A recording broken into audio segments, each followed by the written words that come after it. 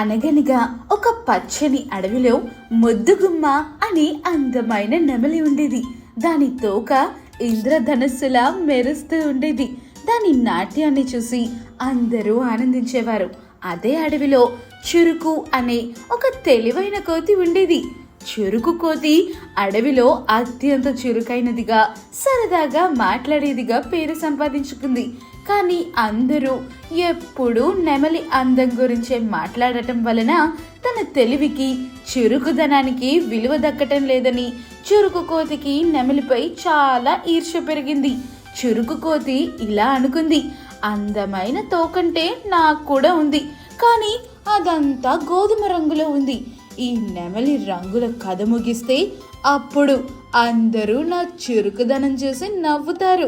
చురుకు కోతి ఈర్ష్యతో ఒక పన్నాగం వేసింది. నెమలి నాట్యం చేయటానికి సిద్ధమవుతున్నప్పుడు దాని రంగుల తోకపై చీమలు ఉండేలా చేసి నాట్యం చేయకుండా ఆపాలని నిర్ణయించుకుంది. మరుసటి రోజు ముద్దుగుమ్మ నెమలి నాట్యానికి సిద్ధమవుతున్న సమయానికి చురుకు కోతి ఒక చెట్టుపై కూర్చొని అక్కడ ఉన్న ఎర్ర చీమల గూడును తీసుకొని మెల్లగా నెమలి తోకపై వేయటానికి సిద్ధమైంది.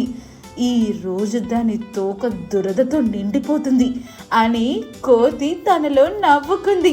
నెమలి తన తోకను పూర్తిగా విప్పి పురి విప్పుతూ నాట్యం మొదలుపెట్టింది. చురుకు కోతి తన చేతిలోని చీమల గూడును నెమలి తోకపై విసిరింది. కానీ జరిగిందేమిటంటే, నెమలి వేగంగా తిరుగుతుండటం వలన చీమల గూడు దాని తోకపై పడకుండా వేగం వల్ల గాలిలో ఎగిరిపోయి నేరుగా దాక్కుని ఉన్న చురుకు కోతి తల మీద పడింది. చీమలన్నీ ఒక్కసారిగా కోతి తల, చెవులు, ముఖంపై పాకడం మొదలుపెట్టాయి. ఆ చీమల కుట్టడం భరించలేక చురుకు కోతి నాట్యం ఆపేయమని నెమలిని అడగకుండా గట్టిగా అరుస్తూ చెట్లపై అటు ఇటు గంతులు వేయటం మొదలుపెట్టింది. ఈ వింత దృశ్యం చూసిన అడవి జంతువులు నెమలిని చూసి నవ్వటం మానేసి దురదతో గంతులు వేస్తున్న కోతిని చూసి పెద్దగా నవ్వాయి. నెమలిని ఇబ్బంది పెట్టాలనుకున్న కోతి తన ఈర్ష్యకు తానే బలయ్యింది.